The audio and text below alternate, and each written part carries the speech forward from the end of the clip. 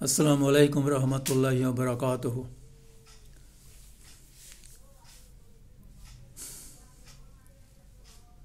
বাংলাদেশের কাছের দূরের যে যেখানে আছেন সবাইকে সালাম শুভেচ্ছা।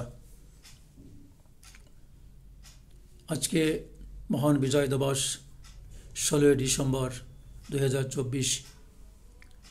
এই দিনটা এলেই চোখে অশ্রু আসে, বুক কান্নায় ভারাক্রান্ত হয়ে যায়। যারা সেই যুদ্ধের সময় জীবিত ছিল, যুদ্ধ স্বচক্ষে দেখেছে, তারা জানে এই দিনটি কত গুরুত্বপূর্ণ। আজ আমরা এই স্বাধীনতার প্রায় 52 বছর পরে অনেকে যুদ্ধ সম্পর্কে, মুক্তিযোদ্ধার সম্পর্কে এবং পাশাপাশি স্বাধীনতার স্থপতি বঙ্গবন্ধু শেখ মুজিবুর রহমান সম্পর্কে অনেকে মন্তব্য করে থাকেন। কিন্তু যারা সেই যুদ্ধে নিজ চোখে দেখেছে, লক্ষ লক্ষ মানুষকে হত্যা করা দেখেছে, মানুষকে অকালে অসময়ে নির্যাতিত দেখেছে, মরে যেতে দেখেছে, না খেয়ে মরতে দেখেছে, সেই সময়টি যারা এই স্বচক্ষে অনুধাবন করে তারা কিন্তু এই মুক্তিযুদ্ধ এবং বঙ্গবন্ধুর সম্পর্কে কিছু বলতে সাহস করে না। কারণ এটাই স্বাভাবিক, যে দেখে সে জানে, যে দেখে না সে জানে না। ইতিহাস পড়ে কতটুকু জানা যায়, আর স্বচক্ষে যেটা অভিজ্ঞতার মূল্য কিন্তু অনেক কিছু। অত্যন্ত কষ্ট হয় সেই দিনগুলির কথা মনে পড়ে। আমি তখন ক্লাস 9 থেকে 10ম শ্রেণীতে উত্তীর্ণ হলাম 1971 সাল 17 ডিসেম্বর। বঙ্গবন্ধু শেখ মুজিবুর রহমানকে খুব কাছে থেকে দেখেছি। সেই নির্বাচনে প্রচারণার সময় আমি পড়াশোনা করতাম আমাদের গোপালগঞ্জের একটি বিখ্যাত হাই স্কুল, শাহজালাল হাই স্কুলে। সেখানে আমাদের ডেকেছিল রামদিয়া কলেজে। বঙ্গবন্ধু নির্বাচনী ভাষণ দিয়েছিলেন, খুব কাছ থেকে, একদম কাছ থেকে, 1 ইঞ্চি 2 ইঞ্চি কাছ থেকে মিশে গেছে। আমরা হাত দিয়ে শেখ মুজিব বলে আমরা জয় বাংলা স্লোগান দিয়েছিলাম। সেই ইতিহাস পরবর্তীতে 1971 সালের 26 ডিসেম্বরে বঙ্গবন্ধু স্বাধীনতা ঘোষণার পরপর যে যুদ্ধ শুরু হলো, 1971 সালের 16 ডিসেম্বর স্বাধীনতা হলো। এই যে 9 মাস, এই 9 মাস বাংলাদেশের কি অবস্থা হয়েছিল, প্রতিটি শহরে, গ্রামে, পাড়ায়, মহল্লায় কি নির্যাতন হয়েছিল, কারা কিভাবে বেঁচেছিল, কোথায় পালিয়েছিল, কোন কোন বাড়িগুলো জ্বালিয়ে পুড়ে দেওয়া হয়েছিল, কারা জ্বালিয়ে দিয়েছিল। প্রত্যেকটা দিন আমাদেরকে খুব অসহায়ভাবে জীবনযাপন করতে হয়েছে। আমার আপন ভাই মুক্তিযুদ্ধে গিয়েছিলেন, আমার পরিবারে অনেকে মুক্তিযুদ্ধ গিয়েছিল। আমার মা আমাকে যেতে দিন, খুব কষ্ট হয়েছে, কেন যেতে পারলাম না। তখন রাজাকার এসে খুঁজতো কারা বাড়িতে আছে। আমরা সারা দিনের বেলা বাড়িতে, তখন লম্বা বর্ষাকাল ছিল, তখন আমরা বিলের মধ্যে গিয়ে পালিয়ে থাকতাম, রাতেরবেলা বাড়িতে ফিরতাম। এইরকম 9 মাস কেটে গিয়েছে। মুক্তিযুদ্ধের খবর আমরা কাছের ক্যাম্পে আমরা পৌঁছে দিয়েছি, রাজাকার সম্পর্কে কথা দিয়েছি, মুক্তিযোদ্ধার বিভিন্ন সাহায্য সহযোগিতা করেছি, রাইফেল পরিষ্কার করে দিয়েছি, খাবার এনে দিয়েছি। আমরা অসংখ্য বরিশাল দক্ষিণ অঞ্চলে যে জেলাগুলি আছে, ওখানে অসংখ্য হিন্দু শরণার্থীগুলো আমাদের এলাকাতে গিয়েছে, তাদের খাবার দিয়েছি, আশ্রয় দিয়েছি। পথে পথে মানুষ, এই যে রাস্তাঘাটে অনেক প্রেগনেন্ট মহিলারা প্রসব করেছে, তাদেরকে আশ্রয় দিতে হয়েছে। তারা কোথায় থাকবে? অনেক বৃষ্টি ছিল, সারা বছরই বলতে গেলে 6 মাস প্রায় বৃষ্টিই ছিল। সেই বৃষ্টির মধ্যে তারা কোথায় আশ্রয় নেবে? সময় স্কুল কলেজগুলো বন্ধ ছিল, তারা সেখানে আশ্রয় নিয়েছিল। অনেকে আশ্রয় নিতে পারেনি, তারা গাছের তলায় রাস্তার পাশে শুয়ে বসে থেকেছে। পায়খানা প্রস্রাবে সারা দেশ সয়লাভ হয়ে গিয়েছিল। সেই ইতিহাসগুলো না দেখলে কিন্তু জানা যাবে না, ইতিহাস পড়ে কিন্তু এটা বোঝা যাবে না। যারা এই ইতিহাস স্বচক্ষে দেখেছে, তাদের কাছে যদি মুক্তিযোদ্ধা এবং বঙ্গবন্ধুর সম্পর্কে সমালোচনা করেন, অনেক খারাপ মন্তব্য করেন, অপমানজনক কথা বলেন, সেটা সহ্য করা যায় না। সেজন্য আমি একটি ইসলামী রাজনৈতিক দল করি। সেই দল থেকে নয়, বরং আমার ব্যক্তিগত দৃষ্টিকোণ থেকে আমি কথাগুলি বলছি এবং বলতে চাই। সেটা হচ্ছে, দেখেন, 1971 সালে স্বাধীনতা এসেছিল, প্রায় 30 লক্ষ মানুষের রক্তের বিনিময় এসেছে। অসংখ্য মা বোন ইজ্জত হারিয়েছিল।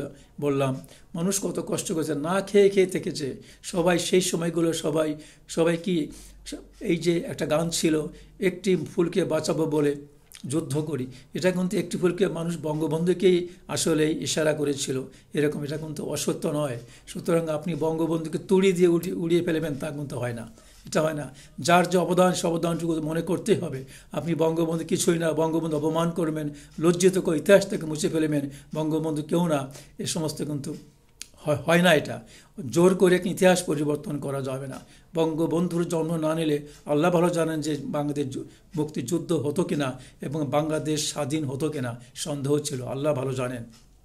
সুতরাং আপনি মুক্তিযুদ্ধের বিরুদ্ধে কোনো কথা বলা অবশ্যই উচিত নয়, যোদ্ধাদের বিরুদ্ধে কথা বলা অবশ্যই উচিত নয়। তাদের অবদান কিন্তু স্বর্ণাক্ষর ইতিহাসে লেখা আছে।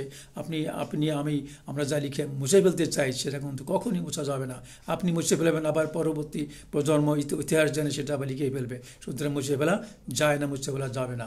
জয় বাংলা স্লোগানের একটা ব্যাপার আছে, এটা আবেগী ব্যাপার। জয় বাংলা স্লোগান সংবিধানে থাকতে হবে এমন কোনো কথা নেই, কিন্তু জয় বাংলা স্লোগান হচ্ছে এমন একটি স্লোগান যে স্লোগানকে আবেগী করে বঙ্গবন্ধু এটাকে তার একটা কৌশল করে স্বাধীনতা এনেছিল। এটা ভীষণ একটা অস্ত্র ছিল যুদ্ধের জন্য, সেটাকে মুছে ফেলা দেওয়া যাবে না। এখন স্বাধীনতা হয়েছে, এখন জয় বাংলার প্রয়োজন নাই, কিন্তু আপনি যদি মনে করেন জয় বাংলা থাকবে না, তাহলে কিন্তু এটা ভুল করা হবে। যে যেটা পারে বলুক, আসলে হবে আল্লাহু আকবার, নারাই তাকবীর, আল্লাহু আকবার, এদেশ এটা হোক, অবশ্যই হবে, আমিও চাই এটা অবশ্যই। কিন্তু জয় বাংলা নাথিং বলে উড়িয়ে দেবেন, এটা কিন্তু হয় না। আর জয় বাংলা শব্দটা আবার ইসে থাকবে, স্বাধীনতা সংবিধানে থাকবে, এটাও ঠিক নয়। জয় বাংলাটা আবেগী ব্যাপার, প্রয়োজন ছিল সেটা ব্যবহার করা হয়েছে, এখন প্রয়োজন নাই, ব্যবহার করার দরকার নেই। কিন্তু এ নিয়ে বাড়াবাড়ি করা ঠিক নয়। বঙ্গবন্ধুর ব্যাপার, বঙ্গবন্ধু তো বলাই হচ্ছে হাজার বছরের শ্রেষ্ঠ বাঙালি। এই যে জরিপ হয়েছিল, এটা কিন্তু একজন দুইজন দেয়নি, আওয়ামী লীগ দেয়নি, এটা কিন্তু সারা বিশ্বের মধ্যে জরিপ হয়েছিল বাঙালিদের কাছ থেকে, যে শ্রেষ্ঠ বাঙালিকে বঙ্গবন্ধু নাম এসেছে। বঙ্গবন্ধু অবদানকে আপনি কীভাবে অস্বীকার করেন? তার যুদ্ধ পর্যন্ত তার যে অবদান, তার কাছে কি দাঁড়ানোর কোনো শক্তি কেউ ছিল বঙ্গবন্ধুর পাশাপাশি? তার সাথে তুলনা করার মতো কেউ ছিল? নো ওয়ান ওয়াজ দেয়ার, কেউ ছিল না। সুতরাং বঙ্গবন্ধুর এই অবদানকে, স্বাধীনতার জন্য বঙ্গবন্ধুর অবদানকে আপনি সর্বোচ্চ স্থানে রাখতে হবে। আল্লাহর পক্ষ থেকে বঙ্গবন্ধু শেখ মুজিবুর রহমান ছিল এক অশেষ নিয়ামত, সেই নিয়ামতকে স্মরণ করতে হবে। বঙ্গবন্ধুর মৃত্যুর জন্য যে পরিস্থিতি তৈরি হয়েছিল, তার জন্য কিন্তু বঙ্গবন্ধু এককভাবে, তার ভুল হতে পারে, মানুষ ফেরেশতা না, বলতে হতেই পারে, কার ভুল না থাকে? জর্জ ওয়াশিংটনের ভুল ছিল, মহাত্মা গান্ধীর ভুল ছিল, কাজী আজম মোহাম্মদ আলী জিন্নাহর ভুল ছিল, এরা সবাই তো বিভিন্নভাবে আত্মার হাতে নিহত হয়েছে। সুতরাং সে আমাদের ইসলাম ধর্মের অনেক খলিফা, কিন্তু শ্রেষ্ঠ খলিফা যারা জান্নাতের সংবাদ পেয়েছিল এবং যারা রাসূলুল্লাহ সাল্লামের সবচেয়ে প্রিয় ছিল, ঘোষণা করেছিলেন, তারা কিন্তু অনেকেই কিন্তু শাহাদাত বরণ করেছিলেন। তারা কি খারাপ? ওসমান রাজিয়াল্লাহু তাআলা আনহু কি খারাপ? ওমর রাজিয়াল্লাহু তাআলা আনহু কি খারাপ? তারা কিন্তু আত্মার হাতে মারা গিয়েছিল। সুতরাং এটা বলা যাবে না যে তারা অন্যায় করেছিল তাই মারা গিয়েছিল, এটা ঠিক না। বঙ্গবন্ধুর যে দৃশ্যপটে যে পরিস্থিতির কারণে তাকে হত্যা করা হয়েছিল, এটা দুঃখজনক, সেজন্য তাই খারাপ বলা যাবে না। উনি কিন্তু ৭২ সনে বাংলাদেশে ফিরে আসলো পাকিস্তান স্বাধীনতার পর, নাউজুবিল্লাহ, বাংলাদেশ স্বাধীনতার পর ৭২ থেকে ৭৫, কয়েক বছর, ৩ বছরে, এত বড় ৯ বছরে সারা দেশ নিঃস্ব করে দিয়ে গেছে পাকিস্তান সেনাবাহিনী। তারপরে ৩ বছরে আমরা কতটুকু আশা করতে পারি? তারপরে বিচারের ব্যবস্থায়, শাসন ব্যবস্থায় বঙ্গবন্ধুর দুর্বলতা ছিল, তা কিন্তু এককভাবে তাকে দায়ী করা যাবে না। তার চারদিকে যে চাটার গোষ্ঠী ছিল, এখনও সে চাটার গোষ্ঠীরা গত আগের যে স্বৈরাচার সরকার ছিল বাংলাদেশ কিছুদিন আগে শেষ হয়ে গেল, ওই রকম চারদিকে তার সব চাটার গোষ্ঠী ছিল। ওই চাটার গোষ্ঠীগুলো বঙ্গবন্ধুর ভালো কাজগুলো তারা মেলান করে দিয়েছে, চুরি চামারি করেছে। বঙ্গবন্ধু কষ্ট করেই কিন্তু বলেছিলেন যে ৭ কোটি মানুষের কম্বল এলো, আমার কম্বলটা কোথায়? এটা দুঃখজনক বাবার মনে করতে হবে। এখন তিনি বিচার কেন করেননি? বিচার করতে দেওয়া হয়নি। আর আমি বলছি না তিনি ফেরেশতা, ভুল করতে পারে, সেজন্য বঙ্গবন্ধুকে এক ইতিহাস থেকে ছুঁড়ে মারবেন, এটা কখনো মেনে নেওয়া যাবে না। আল্লাহ আমাদের সবাইকে সঠিক বুঝদান করুন। এবং আমি আবার বলি, বাংলাদেশের প্রায় ৯২% মুসলমানের দেশে অবশ্যই সমাজ এবং রাষ্ট্র পরিচালিত হবে কোরআন সুন্নাহ দিয়ে, ইসলামী হুকুমত দিয়ে, এটা অবশ্যই আমি স্বীকার করি। কিন্তু বঙ্গবন্ধু শেখ মুজিবুর রহমান এবং বঙ্গবন্ধুকে আবার বলে দল নিয়ে বঙ্গবন্ধুকে অবিচার করা হবে না। বঙ্গবন্ধু দলের ঊর্ধ্বে ছিলেন, তাকে এককভাবে তাকে মূল্যায়ন করতে হবে। তিনি যে রাষ্ট্রপতি হলেন, প্রধানমন্ত্রী হলেন, এটাও কিন্তু তার ইচ্ছা ছিল না। ওই সময় যারা ছিলেন তারা জানেন। তাকে জোর করে প্রধানমন্ত্রী পরে রাষ্ট্রপতি করা হয়েছিল, একদলীয় শাসন ব্যবস্থা তাকে জোর করে দেওয়া হয়েছিল, তার কিছু করার ছিল না, করা যায় না। সুতরাং আল্লাহ আমাদের সবাইকে কবুল করুন। আমরা ইসলামী সমাজ দেখতে চাই, ইসলামী রাষ্ট্র দেখতে চাই, কিন্তু পাশাপাশি মুক্তিযুদ্ধকে, মুক্ত যোদ্ধাদের এবং বঙ্গবন্ধু শেখ মুজিবুর রহমানকে অপমানিত করে, লাঞ্ছিত করে কিন্তু কোনো কিছু বলা ঠিক হবে না, করা ঠিক হবে না। আল্লাহ আমাদের সবাইকে তৌফিক দান করুন। আসসালামু আলাইকুম ওয়া রাহমাতুল্লাহি ওয়া বারাকাতুহু।